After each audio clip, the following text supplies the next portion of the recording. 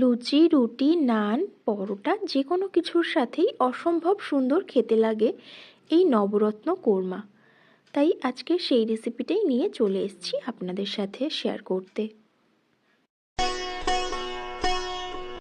9টি উপকরণ, তাই এর নাম নবরত্ন কোর্মা। দেখুন এখানে এই 9টি উপকরণ আমি নিয়ে নিয়েছি। এবার একটা কড়াইতে কয়েকটা শুকনো লঙ্কা, গোটা ধনে, গোটা জিরে, গোটা গরম মশলা আর থেঁতো করে নেওয়া জায়ফল একটু ড্রাই রোস্ট করে এটাকে আমি মিক্সিতে একটা গুঁড়ো বানিয়ে রেখে দেব।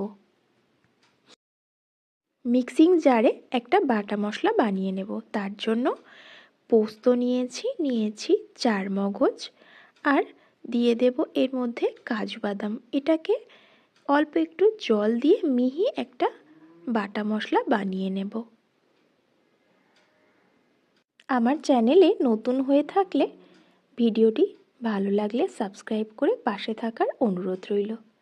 এবার ওই বাটা মশলার মধ্যে আমি 50 গ্রাম পরিমাণ টক দই অ্যাড করে নেব।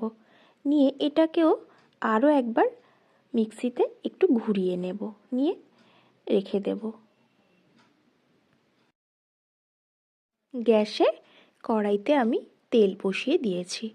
দিয়ে আমি এর মধ্যে জাস্ট হালকা করে একটু পনিরগুলো ভেজে নেব।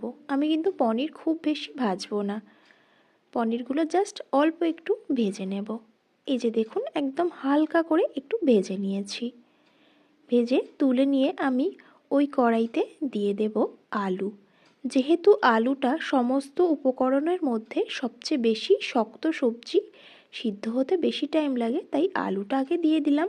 তারপর দিয়ে দিলাম গাজর, ফুলকপি, দিয়ে পরিমাণ মতো লবণ দিয়ে এটাকে আমি ঢাকা দিয়ে একটু জাস্ট ভাজতে দেব। 5 মিনিট ঢাকা দিয়ে ভেজে নেওয়ার পর দিয়ে দেব বিনসটাও আপনাদের পরিমাণ মতো, যে যেমন পরিমাণ ব্যবহার করতে চান সেটা ব্যবহার করতে পারেন। আপনারা এখানে মটরশুঁটিও ব্যবহার করতে পারেন। এরপর ক্যাপসিকাম, কাঁচা লঙ্কা দিয়ে ভালোভাবে সব কিছু একসাথে মিশিয়ে নিয়ে আরও 2 মিনিট আমি ঢাকা দিয়ে এটাকে জাস্ট একটু ভেজে নেব। তারপর ওই যে গুঁড়ো মশলাটা বানিয়ে রেখেছিলাম সেটা দিয়ে দেব।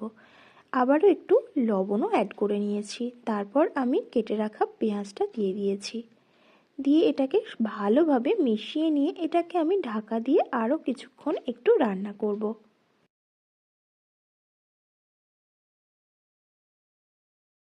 সবজিটা অলমোস্ট 70% সিদ্ধ হয়ে গেলে তখন ওই কাজু বাদাম, টক দইয়ের যে বেটে রাখা মশলাটা সেটা দিয়ে দিতে হবে। দিয়ে ভালোভাবে সবটা মিশিয়ে নিয়ে দিয়ে দিতে হবে বাটি ধোয়া জলও, দিয়ে ভালোভাবে একসাথে সবটা মিশিয়ে নিতে হবে। তারপর দিয়ে দিতে হবে ওই যে আগে থেকে ভেজে রাখা পনিরটাও দিয়ে দিতে হবে। আপনারা গ্রেভিটা কম বা বেশি যতটা পরিমাণ করতে চান সেই অনুযায়ী জলটা ব্যবহার করবেন। এটা কিন্তু খুব একটা ঝোল হয় না, গামাখা হলেই ভালো লাগে তারপর দিয়ে দিতে হবে টমেটোটা কিন্তু আমি বীজ ব্যবহার করিনি, বীজ ছাড়িয়ে নিয়ে টমেটোগুলো দিয়ে দিয়েছি চিনি। এটা একটু মিষ্টি হলেই ভালো লাগে খেতে। তারপর রোস্টেড কাসৌরি মেথি দিয়ে এটাকে ঢাকা দিয়ে জাস্ট মিনিট 4 রান্না করে নামিয়ে নেব। আপনারা নিরামিষ করতে চাইলে জাস্ট পেঁয়াজটাকে স্কিপ করে এখানে মটরশুঁটি ব্যবহার করতে পারেন।